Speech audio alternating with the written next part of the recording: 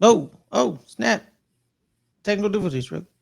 What is good? What's happening, everybody? It's your boy Ferris Muthana, and welcome to Good Friends, Better Hours. We're back. We took 2 weeks off because of Back. stuff and personal reasons, and people were tired. It's Ramadan, all that jazz. Caleb had to go out of town, and then Caleb had to become a great uncle and take people out to the movies. So we took a 2 weeks off. But we're back. We're better than ever, and we're gonna be talking New York Giants and Cowboys football as well as the XFL coming down to its final weeks. And the USFL is beginning in Exciting. the next couple weeks. Exciting. You may say, Ferris, you said you're a Giants fan. I am a Giants fan. I'm a diehard Giants fan. I bleed blue. You see this? Blue right here. But the USFL, I got a team as well. See this, baby? Houston Gamblers. Because we gamble. We roll the dice and we see what happens. One of the best defenses in the league last year. Fortunately, we didn't have a good offense. And we also then got rid of our head coach, Kevin Sumlin. We brought a new head coach called Ken Johnson. But you know what's weird about the USFL, guys? Let me tell you what's weird about the USFL between me and Caleb. We're both Gamblers fans. Both gamblers. Yeah. Fans. We're both Gamblers fans. That's the thing. Both Gamblers fans. So there's not going to be a lot of arguing over which team is the best in the USFL because Caleb, who's the best team in the USFL? Well, not the gamblers. Oh my kill! Oh wow, you're willing to be irrationally optimistic about the Cowboys, but you're not going to be irrational optimistic about the Houston. Oh, how am I Gamblers? irrationally optimistic? I'm not irrationally. I'm very rationally optimistic. But guys, before we get into it, there's a couple of big stories in the NFL we're going to touch about. But before anything happens, make sure everyone to subscribe to the channel. We're at 95 subscribers. We're trying to get to 100. We get to 100, we get the custom URL, and we go from 100 to 200, 300, 400, 500, 600, 1,000. You know what it is. You know what the game is. I'm not gonna beat y'all over the head with it. You guys know what's going on. Like and subscribe to the channel. Thank you guys so much. We have a lot of great content. Starting 11 is phenomenal. This show here pretty dang good. The rally, me and Adelia. Then betting the NFL is stopped for a minute, but it's gonna come back in a couple of months, and as well as the fantasy football show. Like I always do, we're bringing it back. But now, break it down to the biggest news coming out of the NFL. Caleb, we got new ownership in Washington. Yeah. The Washington Commanders were sold today. It's not finalized. There is a new owner. They said exclusively or non-exclusively, they picked somebody they want to sell the team to, but they're still finalizing out details. Tomorrow they could be like, I don't want to sell it to this guy, and then they go do another round of bids. But at the current moment, the Washington Commanders, Dan Snyder and his wife Tanya Snyder, sold their team to a group led by Josh Harris. Yeah. You guys may not know who he is. People. Yeah, and a group of other people, but he's the leader of the group because he probably has the most money. That's how it is. Nowadays, a singular person doesn't buy a team. Groups buy teams nowadays. Except unless you're a Walmart and you kind of just buy the entire team by yourself with a couple of minor owners that are like just $6 billion just laying around. I mean, kind of have to bring some other people. But I'm talking about the Broncos were $4 billion. So the Walmart guy definitely had the $4 billion because it's Walmart. Yeah. But $6 billion, you're correct. That's a group of people.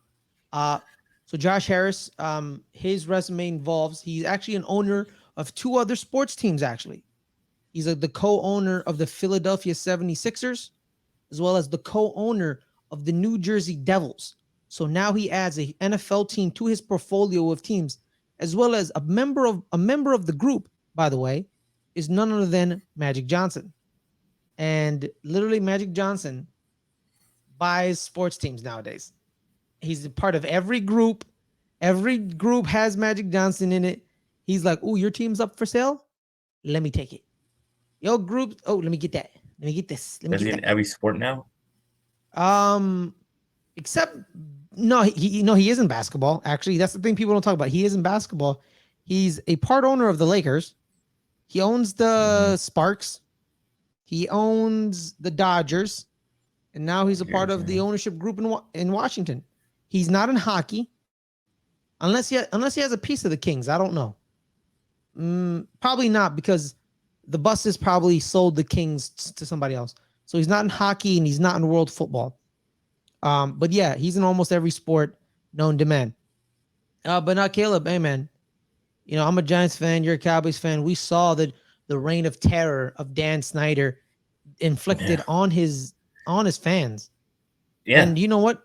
We thoroughly enjoyed it. We appreciate you, Yes, Dan. that's But why it's a little we, bittersweet here. Like, yeah, it's you enjoy it because I mean I hate Washington. I'm glad they were sucking for all these years. It was awesome to see just run that team right into the ground. But it's also so I'm glad to see him go because he's a terrible person, and you don't yes. want good you don't want him to have a You don't want team bad people to be. because Yeah, he exactly. yeah, Yeah, so yeah, it's good to see him go, but Washington might get better with this new ownership group, and we don't want to see that because we don't because we have to yeah, play them twice a yeah, year, and they're our rivals, and I yeah. don't want anything good to happen to Washington, but it's good for it's good for football in general that he's gone, but Mm-hmm. it's bad for that we have to play them, and they're our rivals. So and like I said, we like seeing Washington do bad, and they were really bad for the Really last bad. 4 years or so, and it was great to watch, but it's bad to watch him do bad things to other people and his employees and all that stuff. Yeah. No, I'm with you 100%, Caleb. Loved it because the team sucked and he stunk as an owner. It was phenomenal seeing them year after year, except that one year where they had Robert Griffin III and they were pretty good, but then that didn't really last. He ruined it or Mike Shanahan ruined it. Somebody ended up always ruining something, and they were always bad. But I'm with you, man. Good riddance. Good riddance. The stories that came out about this man that were told and corroborated, and the environment he fostered, just one of them was that allegedly, because he can't sue me if I say allegedly one of the reports was he used the cheerleading squad as an escort service for his buddies. So that that's not cool. He forced. The report was, I'm alleging this was alleged in the report. He made them become escorts. They're trying to be cheerleaders, but not in Washington. So good riddance. That man should be in jail, in my opinion. The way he operated, because he also broke financial laws, I think. So he broke financial Um, laws as well as breaking other laws and just being a horrible person. But the way sports works is the way you get rid of horrible people, you make them sell their team to get a bunch of money. People be like talk yeah, about Donald, yeah, like that's the way. Because at the end of the day, the commissioner can't boss an it's owner still, I think it around. still hurts him. I think it still hurts him because he really wanted this team. Like he fought Yeah, to he the did. end He did. He for did. his team. So I think it does hurt him to lose his team. Um, Yeah. because I mean, I did for one thing, he may have been bad owner, but I do think he loved being the owner of his team. Mm-hmm. But I mean, yeah, he gets $6 billion, but he already had billions of dollars. So I mean, it's not like it's Yeah. Yeah. a Yeah. It new doesn't really thing. matter. Okay, he Yeah. has more billions. He already had Yeah. billions, so it doesn't really change anything, and financially wise or his lifestyle or anything. It just he buys another Yeah. yacht. I mean, Yeah. Pretty much. that's pretty much it. I feel like the NFL has a lot of the NFL has a lot of billionaires. Paul Allen, while he was still alive, billionaire. Carolina, billionaire.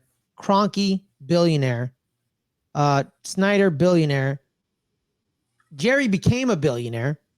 Um, um, Steve Tisch is a billionaire, I think. I think all the Mara's money is NFL related. Same thing with the Davises; they're all NFL related. Um, that's the weird thing about the New York Giants that people don't talk about. You know what I mean, Caleb? They're not owned by one family or one group that's collected. They're owned by two families. That's the thing people don't talk about the New York Giants, the way they operate. It's really weird. They're owned by the Maras and the Tishes. The Tishes actually are the richer family because Steve Tisch bought like half the team with his like, because he's in the entertainment business and he like kind of like saved the Maras kind of, I think, back in the day. Don't quote me on this. Don't quote me on that, New York Giants fans who think I'm an idiot and probably don't know history. But yeah, they operate like there's two owners of the New York Giants. There's not one owner. Steve Tisch defers to John on occasion, but Steve Tisch and him are like this. They're together. They're together. And I think that's why the Giants have kind of rebounded their image and rebounded the way they operate. Because I think Steve Tisch was like, hey, yo, John, we need to fix this now. That's the one thing people don't talk about the New York Giants, because the Cowboys are run by the Joneses. It's Jerry, Steven, and his daughters and his other son. The Joneses. The Steelers, the Rooneys. Art Rooney, the fourth or the fifth or the eighth, whatever Rooney it was, but it's the Rooneys. Jed York is Eddie DeBarlo Jr.'s nephew. He's Eddie's sister's son, so they still own the team. The DeBarlos technically, but it's technically the Yorks, but it's technically still the DeBarlos because of York's mom is DeBarlo. The Cronkies. Davis, you know what I mean? The McNairs in Houston, they own the team. Like, but the New York Giants, it's two owners. I always found that fascinating with me. You know what I mean? Like the Jets are owned by the Johnsons. It's the Johnsons, that's it. But the Giants are owned by two families. Two dudes own the team. And I'm just like, how do they operate? You know what I mean? Like, what if one person disagrees? What if they disagree? These rich people disagreeing. You know what I mean? That's crazy, right? Like Jerry disagrees with his son. It's like, whatever, Steven, screw you. I'm still gonna get. Yeah, they disagree a lot. And it's like, I'm still gonna get Greg Hardy. You know why? Because I'm technically still your boss. Because I'm the owner of the team. You know what I mean? Like, because Steven is the director of player. That example. I'm sorry, I don't know. It was recent. It was recent, man. I don't know. Sorry. No, it was not recent. It was years ago. It is. Yeah, no, but that's the most recent horrible decision, because it wasn't Jerry's idea to trade Amari Cooper, was it? I don't know. I think it was. I think he would probably. Jerry? That was Jerry's idea? Yeah, I think he had some personal issues with him. Yeah, I think that was the main reason why he got traded in the first place. Okay, good. See right there. There's another example. See, Jerry's like, I'm gonna trade Amari. Shut up, Steven. You know what I mean? He can still trade him because he's Steven's boss, technically. You know what I mean? But like, because he's the owner.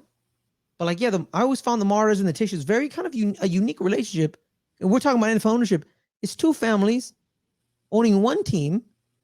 How does that happen? Like, I always found that fascinating. And like one is richer than the other, I believe. And the way they operated for years, it was always fascinating to me. Like why doesn't anyone talk about this? Like, this is it's two families owning a team. I always found it fascinating. But speaking of the New York Giants, Caleb, let's talk about the New York Giants' information first, and then we'll go moving on to the Cowboys. Two big stories coming out of the Giants camp. Two big stories besides the top 30 visits that they've extended to the wide receivers like Marvin Mims, Jalen Hyatt, Jordan Addison, Jackson Smith, and Jigba. A bunch of top 30 visits. Well, we'll probably do an episode of our, positions we should target in the draft in the future, because the draft's in like a week or two, I believe. So probably, in a week or two, we'll do that. And then the two big stories are Saquon Barkley is not going to show up for voluntary off-season workouts, and Dexter Lawrence is not going to show up for voluntary off-season workouts.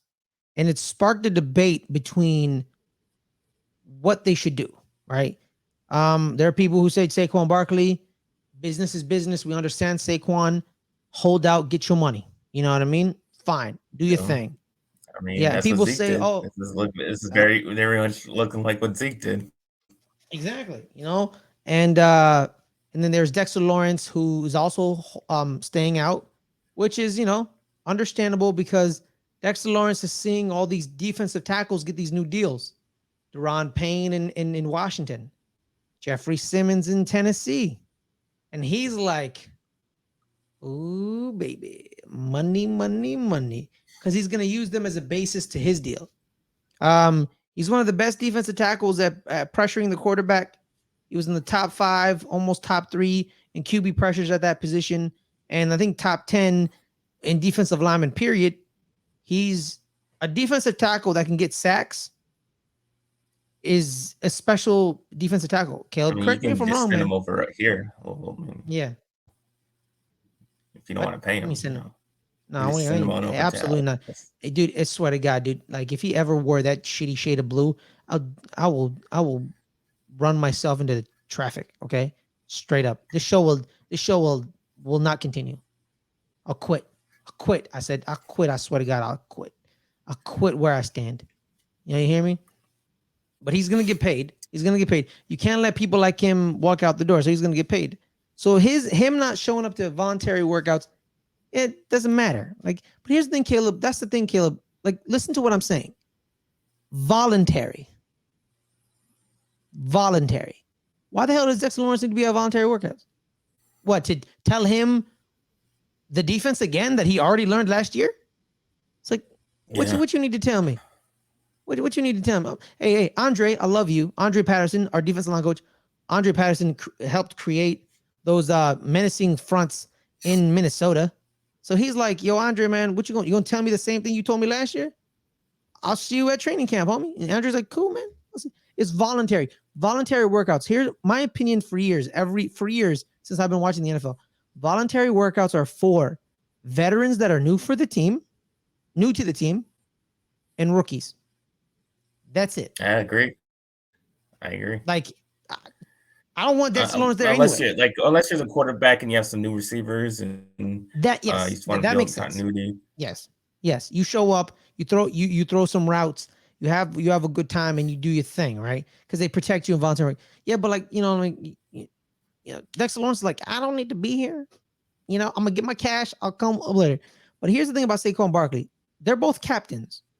The biggest key is I was on Twitter. I saw someone, Eli Vibes. Shout out to Eli Ricks. Shout out to him. Great follow on Twitter. Giants. Shout out to you, Giants family. He said he's a captain. He gets the business side. I get the business side, but he's a captain. He should show his face and show up and talk about it. I understand where Eli's coming from. The captain side. My always compromise with that is you're holding out. You want more money. That's perfectly fine. You can do 2 things. Don't show up at all and just negotiate like Ezekiel Elliott did. You can do that. I'm fine with it. Yeah, but hopefully he doesn't do what Ezekiel Elliott did and go to Cabo and not stay in shape and don't work out and come in looking pretty bad and then kind of just fall off after. Honestly, I don't think Saquon would ever do that. But you can. I don't think so either. But just don't just don't do that. But then here's option 2. What Saquon could do. Here's what 2 options Saquon could do. He can show up and not do anything.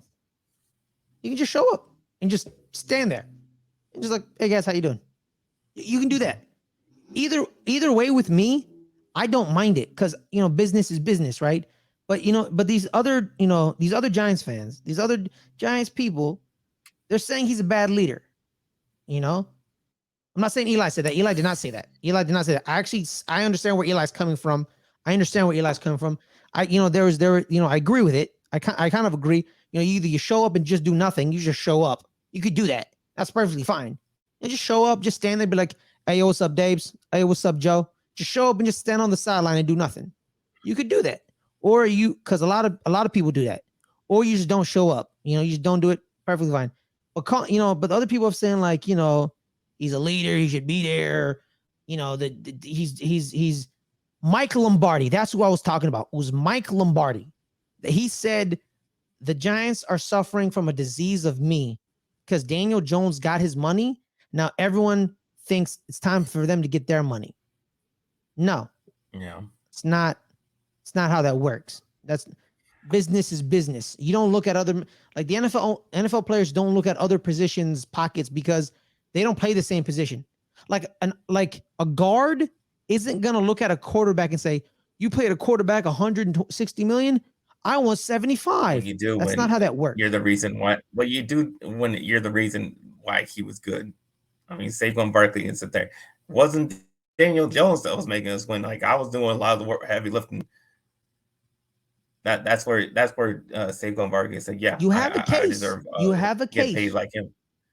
You have a case. I'm not disagreeing. You have a case. You have a case. That is true. You have a case. But here's the thing. But Saquon Barkley's like, all right, fine. My boy Daniel got his money. I'm happy for him. That's my guy. And this thing like, oh, the agent misread the market. Like, nah, the agent, what did he do? Like, missed by 2 million? You know, he was saying like he's worth more than 12. He's worth 14. He literally said, I don't want $16 million. So it had to be he wanted 14 and 15. And they were like, we're capping it at 12. And he was like, I want 14. You know, because he literally said it in a quote, Caleb. Saquon Barkley said, I'm not concerned at getting $16 million publicly. He said that publicly. Because Christian McCaffrey makes $16 million a year. He's the highest paid running back in the NFL. He said, I'm not worried about getting 16. He literally said that. So I think the difference is the 14 to 12. He said, give me 14 or 15.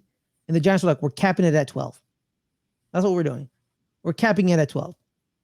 Because the deal, the floor of the deal, it depends on I think the year's worth, I think it was 3 for 12 a year. I think 3 or 4 for 12 a year. You know? So it's probably, 12 times 4 is 48. So he's probably going to get like 48 million. But I don't know how many was that guaranteed. Or was it 3 for 12, which is 36? So he was going to get a 3 for 36 or 4 for 48, something like that. I haven't read the article in a while. So don't quote me on this, Giants fam. Don't get mad at me. But yeah, like that's the thing. That's the difference. He wanted 14. They said we're capping it at 12. And then they let the market play it, and all these other running backs accepted these lesser deals. And then Saquon Barkley's like, I'm not David Montgomery. You're not going to give me his contract. That's not happening. Excuse me? Like, who are you? Like, so he's like, I'm better than Miles Sanders. Okay. All right. Let's make this very clear. Miles is my Penn State brother, but I'm better than him. Okay. So the minimum floor is 10 million because the franchise tag is 10 million. So probably they disagreed on the 12 to 14 because he said he wasn't really aiming for 16. If he got 16, he would have been happy. But, he also knows, I'm a running back. Let me not overshoot myself. Let me try to get 14. And the Giants, man, they negotiate hard against they negotiate, man. They don't cave. They negotiate on everybody. People forget, man. A little better with Daniel Jones. Well, yeah, man. They kind of made the contract like the outs in the it's weird, man. I don't understand these contracts nowadays, Caleb. There's like void years, there's outs, guarantees post June 1st, pre June 1st. I'm just like, what the hell is you talking about? What's going on right now? Do you know Azeez Oshari's deal with Tennessee? You saw that deal? Okay. It's 5 years or 4 years, right? But after year 1, 3 years are voidable. So like if Azeez shits the bed year 1, they could cut him and the contract's over. And I'm like, wait, so technically the contract's a 1 year, $5 million contract technically. It's like, so it's weird, man. It's like these contracts, the way they operate these contracts, because let's be real, Caleb, the NFL owners, they don't want a salary cap. They don't want one. But they keep one because it keeps salary down.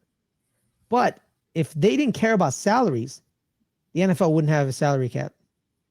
It would be the MLB. It would be the MLB. You telling me, Caleb, a sport the MLB doesn't make as much money as the NFL nowadays. The NFL makes what, $18 billion a year? 18 bill? 18 bill. No. Yeah. So now imagine this, man. Imagine this, Caleb. You're Dak Prescott. And you're the QB of literally the most popular team in America. We hate to say that, but that's the way the media has done it in the PR. The Cowboys have great PR and great marketing, so they've done it. They've become technically America's team due to PR and marketing from the 70s on. All right, you're the quarterback, and you sign this contract, and you like, oh man, look at this big ass deal, man. I got $100 million guaranteed. That's cool, man. That's great. And you see this pitcher get $300 million guaranteed, and he only plays once every 5 days. He starts once every 5 days, and he's getting $300 million. But you're Dak Prescott, and you're like, quarterbacks only start once every 7 days. But that's a good point. That's a good point. Well, every NFL player only plays once every 7 days. Yeah, you know what? Yeah. It's tougher sport. It's different sport than much tougher. Yeah, it's a different sport. That's a different. Yeah, it's a different sport. It's a bad example. All right, let me use the NFL. Let me use the NBA. You look at the NBA, right? And you're like Dak Prescott, and you're getting $100 million. You're one of the best quarterbacks in the league. But then you go to the NBA, and you're like, why is that sixth man also getting $100 million? I'm confused here. Like, why is Toby Harris a $200 million player? And he's a third option. I get that because there's not as many players on a basketball team. You can pay them more because there's not as many players to pay. See, so sports there's economics is players kind of on a football team, so it has to spread. You have to lower it to spread it around. No, I understand that. No, I understand that too. But not every contract. Even though, let's say, Caleb, you're offering the 40th man on your roster $40,000, right? You'd be like, I'm giving you $40,000. I was like, cool, but I'm only giving you 20,000 guaranteed. And you're like, what? Yeah. Only 20,000. I think guaranteed. The league minimum's like 600,000-700,000. But okay, yeah, they'll find a way to cheat somebody. So wait, it is the league minimum. Yeah, the league minimum was slightly under $1 million. Yeah, so all right, so they offer the 40th man $600,000, but they're like, okay, only like 400,000 is guaranteed. You have to earn the extra 200,000, and then you're like, what the heck? You can't even give me the full 600,000 guaranteed. Like, no, not happening. Because the NFL owners, man, they'll just be throwing money at everybody. Money, man, just money. Trust me, man, that's how it be. They don't want true free agency because they don't want bidding wars, because they know there's certain owners in the NFL that are richer than them and that will outbid them like that. You know what I mean? Like, I'm gonna be real with you. If true free agency ever happened in the NFL, bidding wars would ensue, just left and right. Imagine, Caleb, if after Patrick Mahomes filled out his 4-year commitment in the 5th-year option, he did the full 5 years, and a franchise tag never existed. He spent his full 5 years in Kansas City, and he became a true free agent. Bidding war. The man got a $300 million deal from Kansas City, but if he went to market, 400 million, 350, maybe. how many, whatever I want to pay him, that's literally whatever. Yeah, can go as high as possible. That's basically like an automatic Super Bowl bid. Yeah, you're basically buying an automatic Super Bowl bid.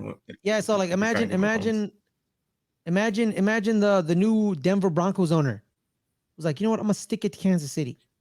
I'm gonna steal their quarterback, and he's gonna stay in my division. And he's like, I'll give you $500 million right now, Patrick. And Patrick was like, what? Excuse me? $500 million right now. A true free agent. Imagine, Caleb, an NFL with true free agency. Pure chaos. I want to see it. But it's not going to happen. Because the NFL owners are not going to do that. They know that's why the salary cap exists.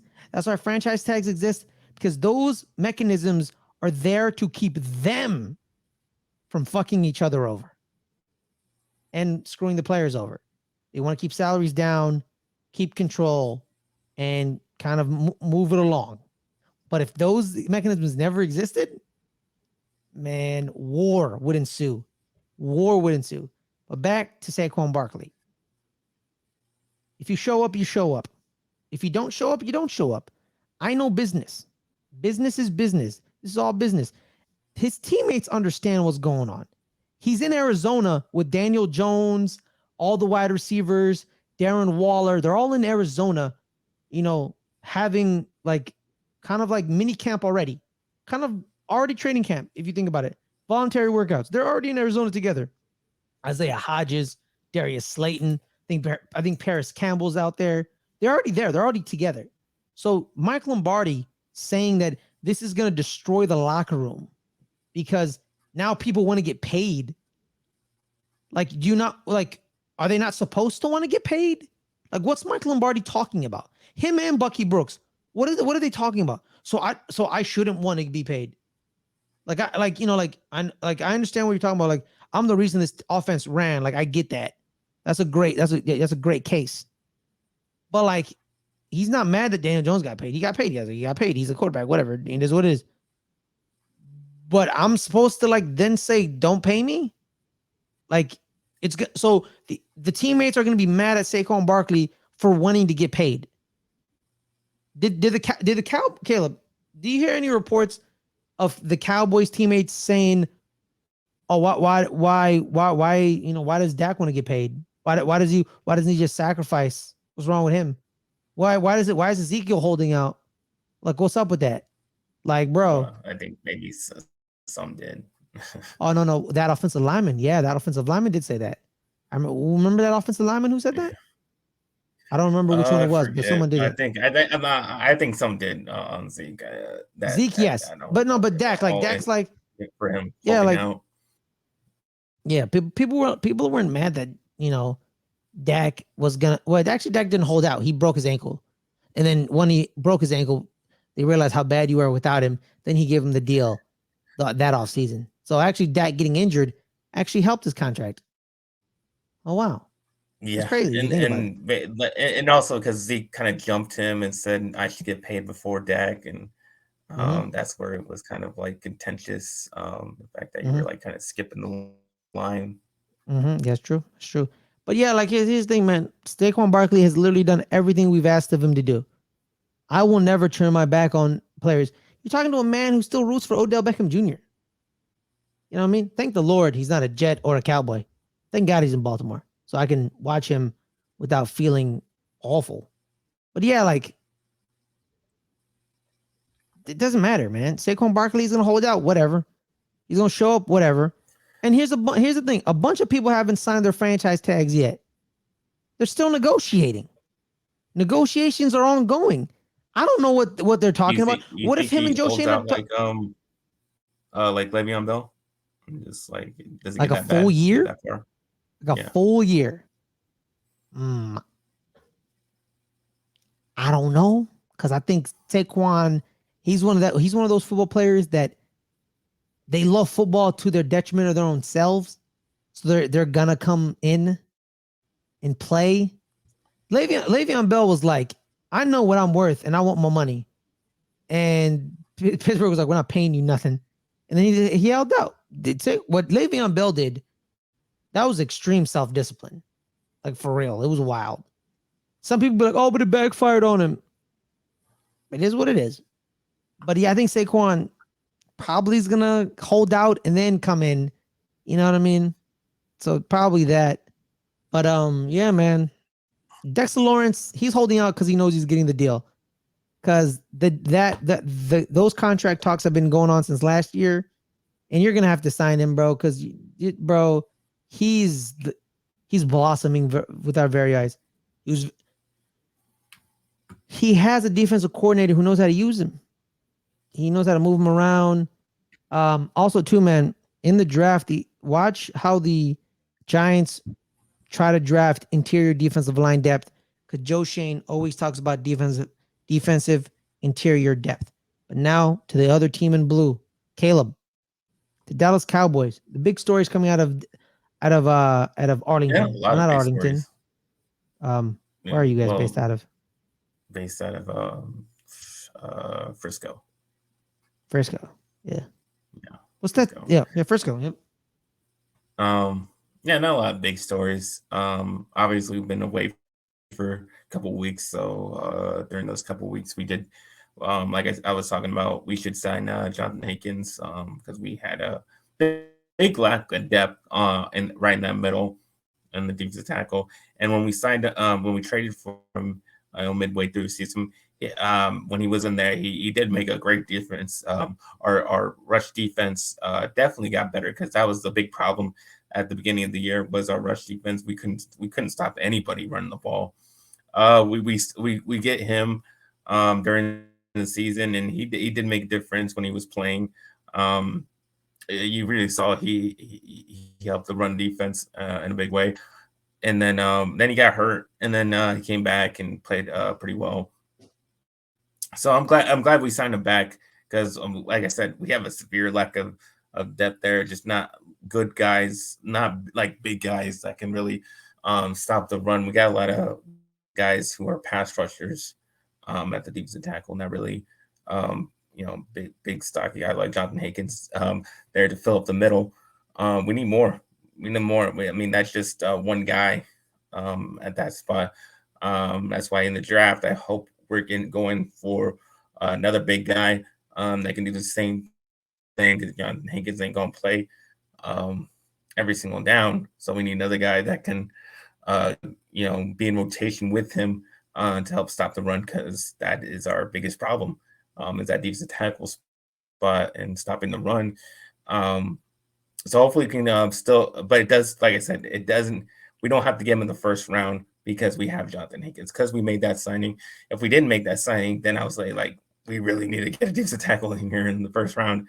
But with that signing, just like it's just like the other signings, it's just like the Seven Gilmore, just like the Brandon Cooks, it's just a veteran guy that's at least there that can play well, and we don't have to be desperate and go after a first round guy at that spot, and we really can, people like to say pick the best player. I mean, I really feel like we can go into this draft and pick the best player at any one of those spots, because we do have a good veteran guy to at least play well at that spot while another younger guy develops, even if he's not like a first round pick, he's second, third, fourth, something like that, and we can develop that guy while the veteran's still there. So that's good. That was a good signing for us. And then as far as our biggest need right now is still that left guard spot. We still don't know what we're doing there. I mean, there's like all kinds of speculation what we're doing. I mean, speculation of Terrence Steele. You're talking about Terrence Steele moving to left guard. Talking about whether Tyler Smith moves back into left guard and Tyron Smith is left tackle. All types of speculation of what we're gonna do at the left guard spot. I don't know what we're doing at the spot. I'd rather just take a guy in the first round. When the whatever guy falls to us, whoever the best guard is at the time.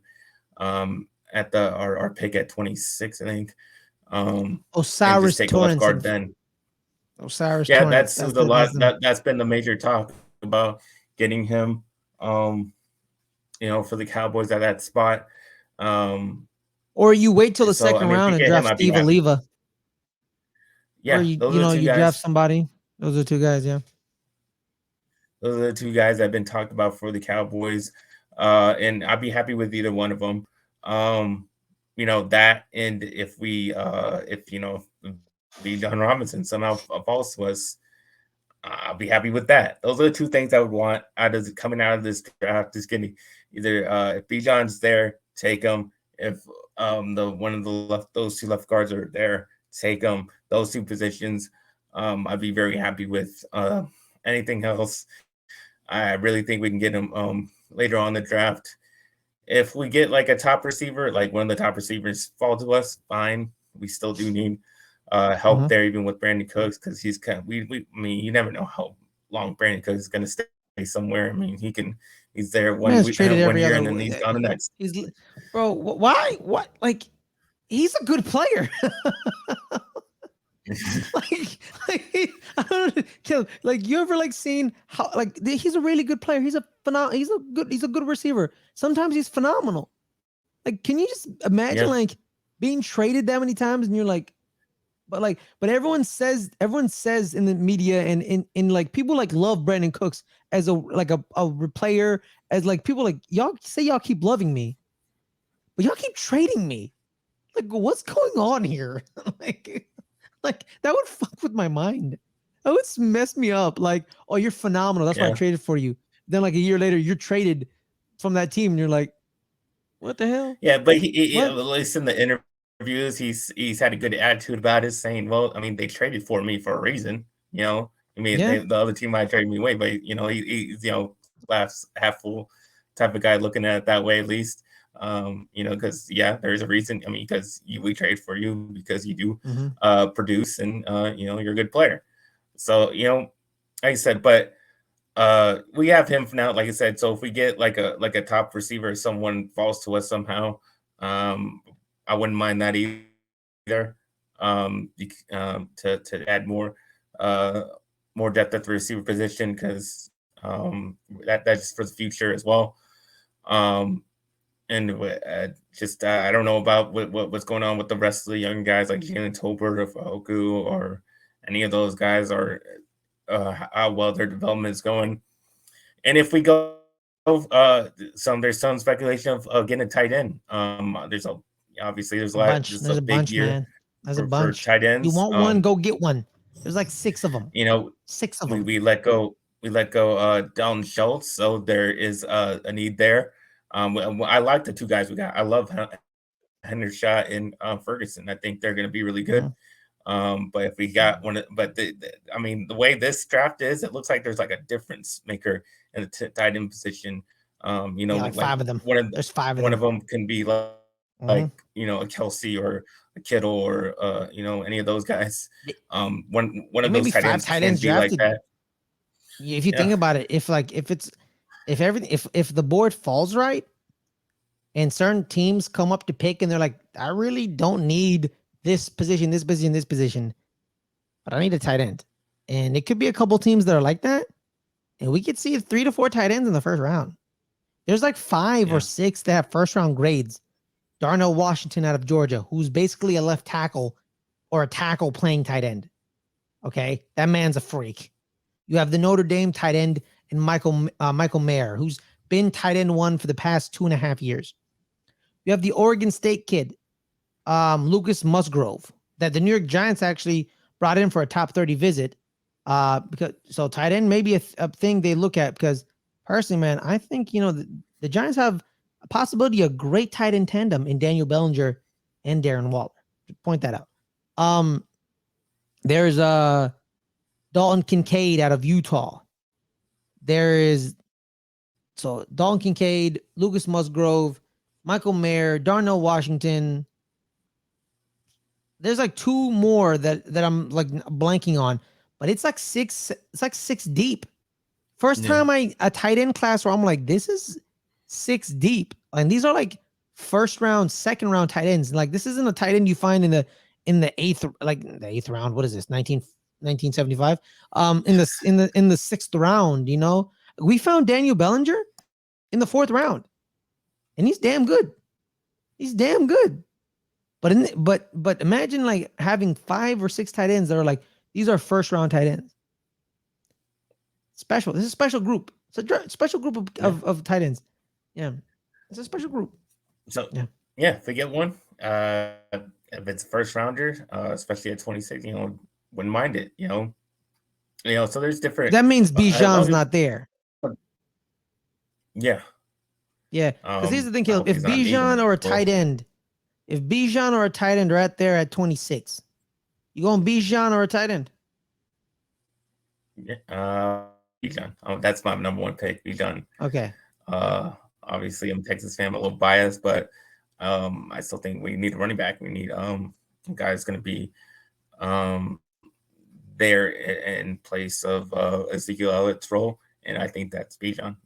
So we take him, and because I think he's great. I mean, he's great. He's one of the best overall players in this draft. So I would want to. He just plays running back, unfortunately. He plays running back, unfortunately. Yeah. So. But that's the thing, Caleb. All right, so Caleb, that's why I think. Bijan Robinson's going off back the to board. Well, I want to stay on him for one quick second. Going back to the way Saquon Barkley, he's asking for money. Maybe at least just for that position, it should go back to the old way where they just get paid as a rookie, for as a first round. If they get to like if a running back is taken in the first round, which most running backs are not, Yeah. just pay him like you used to pay him before that they made that rule with the The rookie rookie caps. rate scale. Yeah, Yeah. at least for that running back position because they produce at the position. Running backs produce when they're rookies, so they didn't want to pay guys because they didn't want to give guys who haven't done nothing. But I think at that position at running back, I think you can't pay them right away because they will produce as a rookie. So at Yeah, least in man. that Like, position, I think that they should change that rule. I understand where you're coming from, Caleb. I get it. Like, I get that.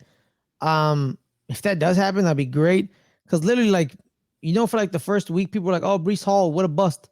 For the first 2 weeks, and then Brees Hall was like, oh shit, snap, it's Brees Hall." And you're like, "Yeah, exactly, it's Yeah, Brees Kenneth Hall." Walker had a And little then he couple tore. weeks Yeah. had to come on during midseason.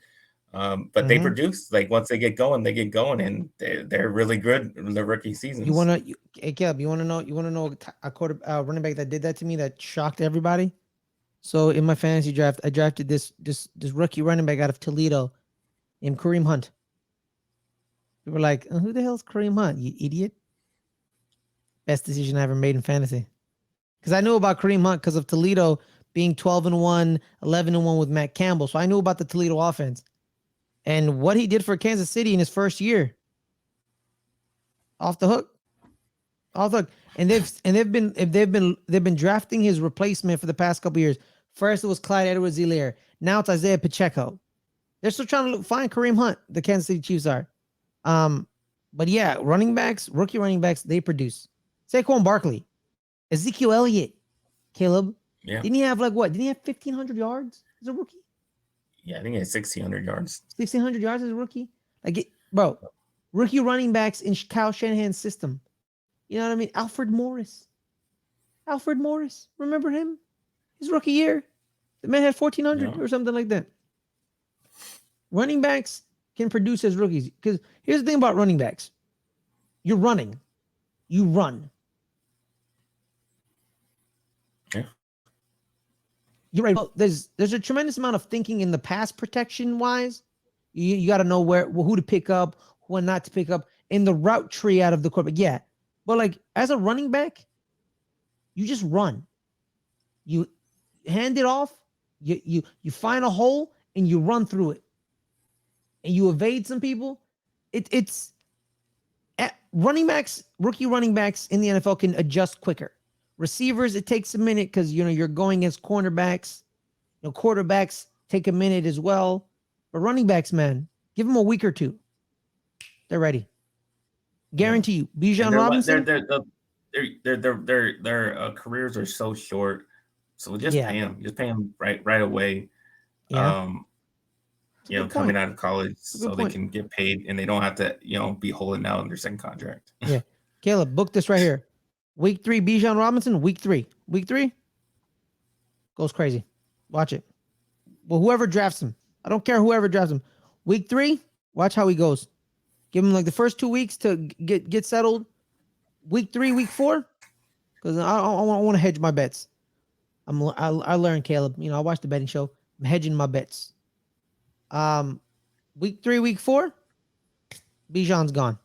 He's out of this world because it's gonna take him a minute, and then when after that, oof, gone. Him, Jamari Gibbs, Tajay Spears, done. Watch it. It's phenomenal. All right, Caleb. Wow, we're towards the end, the last 10 minutes. Yeah, But now let's talk about the other football leagues. The yeah. league that I'm currently wearing. The USFL is coming back on April 15th. Yeah, it's on Tomorrow. Fox. 1:30 Tomorrow's the day. PT. Wait, it's tomorrow.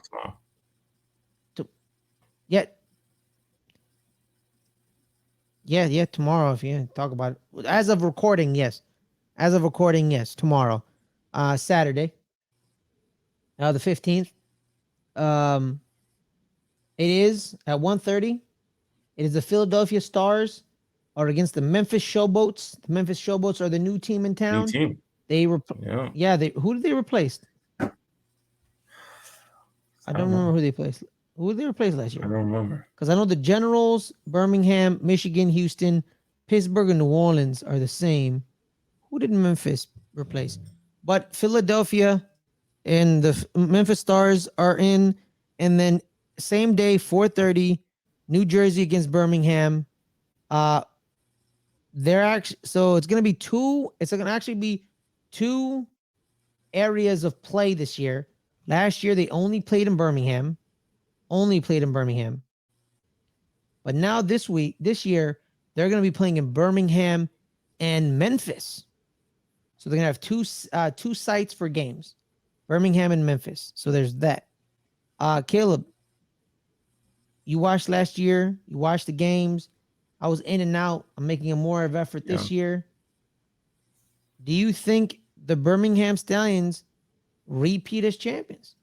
Or do you think? Yeah, last What do year you they think? had distinct advantage. They played a home game Yes. every single week. So I mean, and then other teams had to play an away game every single week, playing that Mm-hmm. stadium. So they had distinct advantage over everybody else. To basically handed the championship because of that. Um, but they're still, as they still have the advantage. They're still, well, at least for half their game, for most of their games, they're going to be in that same stadium. Obviously, they may have to play on the road a few times, but mostly they're playing in that stadium. So they're still probably one of the best teams in the league going forward. Obviously, there's a lot of changeover because some of these guys, a lot of the guys, well, at least some of the guys like a Camonte Turpin, who went Mm-hmm. to my Mm-hmm. Cowboys, became an All Pro. There's a lot of turnovers in these leagues. Different players, some guys went to the XFL as well. That type of thing. So it's a different team. I think it's a different team for all these teams. But I think they still have their core group together, and they, like I said, they're still their headquarters in Birmingham of the USFL. So I going in. They're still the favorite to win it all. I understand where you're coming from. Absolutely. Um, what do you think is going to happen this year? Like, what do you think, man? Like, what do you expect to get out of this second iteration of the USFL? Well, I think it's different from the XFL. I think the XFL really wants to be a different league, different NFL, its own thing. Maybe not different NFL, just a different thing altogether. USFL is more developmental. I think they're really trying to give these guys opportunity to get to the next, back into the NFL. And I think they really take that role as being the developmental league to the NFL. Um, and like I said, there's still a lot of talent there because, like I said, there's plenty of guys who went to the NFL and got that chance and made the rosters in Mm-hmm. the NFL, and that's what you want to see. I mean, you've seen these guys in college, maybe they were college stars, or they've been in the league and went out. Same as the XFL, um, and there's different guys because the XFL kind of took away. Some guys wanted to get in early, get to the XFL, start playing, and then USFL, kind of got what's left over. And so, but you still know in some of their names, and you may have seen them, last year, and the guys who stayed on those rosters, you could see them once again, see more develop, um, for another year going into it. So I think I'm still excited. I'm still excited to see any football. Really, it's a lot of football to watch now. The XFL, USFL for at least for a few more weeks. Um, so it's a lot of football to watch out, and I'm excited for it. Yeah, so I'm looking over the defending champions roster, the Birmingham Stallions. I recognize these names: Bo Scarborough. Um, Dallas I Cowboy. recognize. Yep. Jamari Smith, the starting quarterback from last year. Jace Stenberger. I definitely remember him. He was a Packer. Um, There is trying to see anyone else. Oh, Zaquandre White. Zaquandre White. Thaddeus Moss. Zaquandre White. Thad Moss. Oh wow, Randy Moss's son. Okay. He's on the Yeah. teams. Um, I'm trying to see anyone else I'm on the defense now. Looking to see if I know anybody. On the defense, I don't really know anybody. That's perfectly fine. Oh, Scooby Wright the third. Of course, I know Scooby. Yeah, Big he was a fan of big star Scooby. last year. Yeah, who doesn't love Scooby? Big fan of Scooby. There's that. Let me see if anybody on the special teams. Nope. So like, there's that. I'm with you, Caleb. So one of these spring leagues, I think, especially with the USFL, they want to be a developmental connection league with the NFL because the NFL is the only league that really doesn't have a developmental league. If you think about it, the NBA still has the college ranks, but it also has the G League. Major League Baseball has college. You can draft college kids and high school kids still, but when you do draft them, you send them to your developmental leagues: high A, double A, triple A, single A, all that stuff. The minors, like yeah. But the NFL truly uses their minor league system It's is college college football. football. It's college Yeah. football. Yeah, it's college football. But there's no league where, like, if they don't work out, there's no minor Yeah. league to send them back down so they can Mm-hmm. develop a little more and bring them back Exactly. up. Yeah. But So this I can't be think it. This is it for them. I think USFL this can't can be be that. it because of one specific reason. Who owns the USFL? Fox. Who pays a bunch of money to the NFL? Fox. Who helps run the USFL? Moose Johnson. Like that's what Works for Fox is. Fox. Fox is trying to. Yeah. Well, yeah. Well, he's also. Well, no, he's actually one of the presidents. Moose Johnson. He is. He's one of the presidents. Yeah. Yeah. Yeah. Good on for Moose Johnson. He may stink at calling games, but he knows how to run a league. Good for him. That's just me talking shit. I'm sorry, You're a Moose. dick. I'm kidding. You're a dick. Hey man, you like I wasn't talking about Tony Romo. You want to go to Tony Romo? I'll talk smack. I'm a hater. Okay. Yeah, I said it. I'm a hater. All right. I can admit that. I hate on Cowboys. Wilson sucks too. You're right. That's fine. Yeah. Phil Sims. Yeah. It's kind of unfair that they had to replace Phil Sims with Tony Romo. Why is that? Why'd y'all replace him with somebody else? Give me somebody like that wasn't kind of like a double slap in the face. But that's the point. They want to help the NFL create a developmental league, and I understand where they're coming from. I just need one of these leagues to survive more than 4 years. I'm sorry. The Hey, AAF. made the number 2. That's longer than the AAF. Yeah, that lasted what? 4 weeks? 5 weeks? Yeah, that's pretty bad. Man, I remember watching those commercials with Hines Ward and all those Steve Spurrier and Hines Ward, and you're like, yeah. My brain hurts already. Speaking of Hines Ward, XFL. The XFL, but now let's talk about the XFL. We are getting down to the last couple weeks of the XFL. The Houston Roughnecks have clinched a spot in the championship game, as well as the Arlington Renegades. Week 9, technically, the Vipers Roughnecks game has no stakes. It's a game. Orlando, San Antonio definitely doesn't matter. I'm sorry, Orlando. The Guardians are awful. They're horrible. That's a horrible game. Trash. That's a horrible game. Trash game. The Defenders have already clinched a spot, and the Renegades have already clinched. So technically, it's just bragging rights. But this is the game of the week because I want to go back to last week first. Last week. All right, what do you got from last week? Greatest week of XFL football. Yes, go. It was. It just was. It was the greatest week. All the games were close. Every single game came down to the wire. We have not seen an overtime game, and we got 2 overtime games in this past week. Vipers Battlehawks went to overtime. Started off Vipers had it the whole game. I mean, we kind of just did what we do every single game. We've done it week in and week out. We look good for most of the game, and then we just screw it up because we Mm-hmm. make mistakes, we cause Mm-hmm. penalties, and we do dumb things. Just so undisciplined, such an undisciplined team. Vegas is, um, and we lose it. We lose it in overtime. Do you like how they do overtime? This so they get each team gets 3 chances at a 2 point conversion, and whoever comes out with Oh, like a the shootout. more Oh, the points shootout. wins. The Yeah. shootout. Um, it's different. Different. Um, um,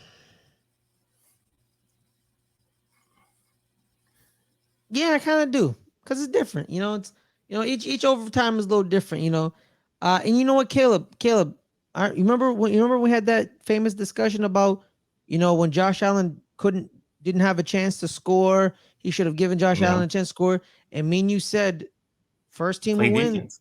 Yeah, I play said defense, play play defense, defense. And sudden guess death what? first. These teams play defense and they stop them. Exactly. That's why I said it doesn't like this whole giving back and forth. That's why I don't like it.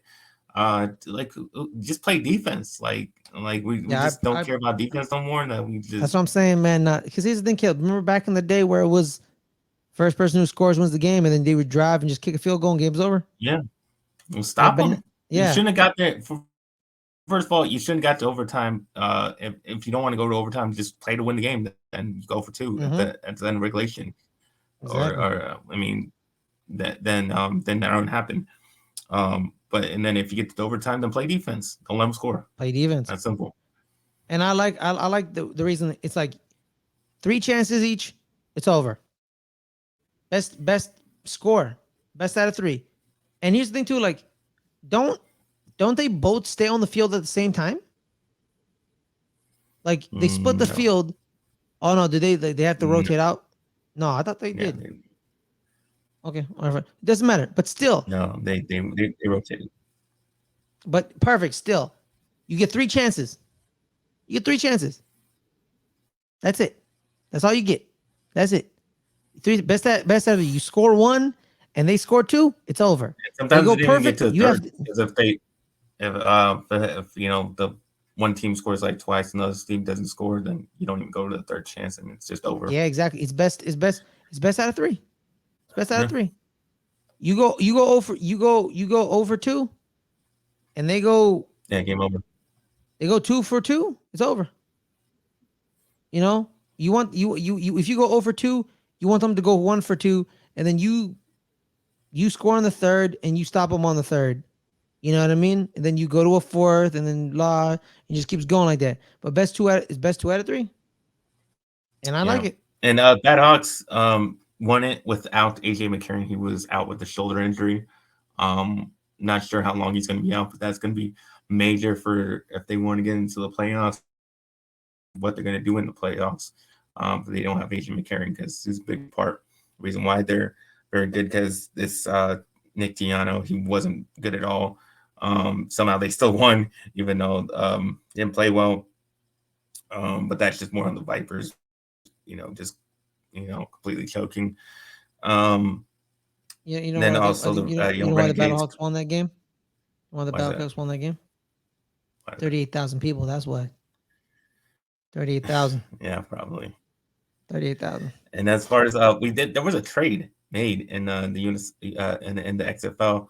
Our quarterback from the Vipers, Luis Perez, really liked him. I thought he was playing well. He was traded to the Renegades, um, and I forget what they actually traded him for, but they did give. He started for the Renegades this past weekend. Played decent, wasn't that great. They end up winning the game. The Renegades win because they get turnovers. They lead the league in turnovers, but the rest of their offense sucks. I mean, they don't know how to play offense. They're terrible. They play really good defense, and that's why their games are really really boring. They're all low scoring, um, but they're 4-4, and they kind of. I mean, I don't really think this team they're going to make the playoffs, but that's only because The the Guardians. South's not very good, Yeah. but they don't deserve to make the playoffs because because it sucks that the Battlehawks or the Sea Dragons not going to make the playoffs because they're way better than even they're better than the Roughnecks. Both those teams are better than the Roughnecks, and they're not gonna make the playoffs. One of those teams, so that kind of sucks. And the Renegades are gonna make the playoffs because the Vipers and Brahmas are really bad. But we'll get to the Brahmas Roughnecks. Roughnecks win by 2. Brandon, I mean they went on a skid. They started 4-0. They went on a 3-game losing streak. They look awful. They finally got back in the win column, but they still don't look good doing it. They were still pretty bad. Brandon Silvers has been playing like ass for weeks now. They had no running game anymore. They still play good, been their thing all year. Play good defense. That's how they win games. But their offense sucks now, and going into the playoffs, don't know how well they're gonna play. It's going to be another Roughnecks Renegades game, in the playoffs. We've seen 2 of those already, and both those games are boring as hell. So not look forward to that part of the playoffs of that game. Give the South Division title. It is what it is. What's that? The South Division title. That's something probably not going to be able to watch. Yeah, it's not going to be a good. Those Roughnecks Renegades games are just not exciting to watch. A lot of defense, not a lot of offense, and just blah. But the best game of the weekend was the Defenders versus the Sea Dragons. DC's already got a spot in the playoffs, but the Sea Dragons are still trying to fight in to get in. Danucci's been the best quarterback throughout the whole entire XFL season. Excuse me. What you say, Caleb? Repeat that. He's been the best. Caleb. He's had the most yards. Repeat it one more time, Caleb. Repeat what you said. Repeat it one more time. Ben Danucci's been the best. You goddamn right. The Nooch. And apologize. He shines again, 300 yards, 3 touchdowns. Plays great. They signed Philip Lindsay. Yes, they did. Late in the season, but he didn't do too much. He scored a touchdown, but didn't get really too many yards. Somehow this guy Juwan Green comes out of nowhere, catches 142 yards and 2 touchdowns. Pearson's been their guy in the receiving core, but this Juwan Green just came out of nowhere and blew up in this game. They still they could not convert the 2-point conversion in the end. They lose to the Defenders. Jordan Town finally has a great game because he hasn't really been good for most of the season. They basically win because of the running game.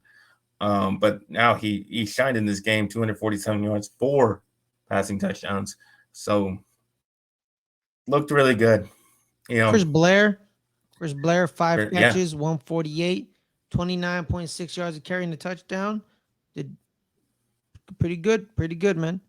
So it was a really back and forth game, pretty much all game.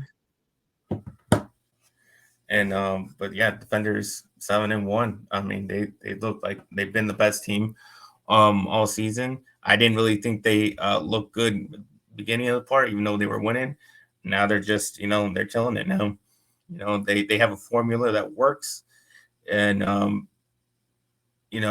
lot more offense than what the South provides. The North provides all the offense. So they're favorite to win going into the play to win it all going into the playoffs. And so we'll see what happens. All right, perfect, Caleb.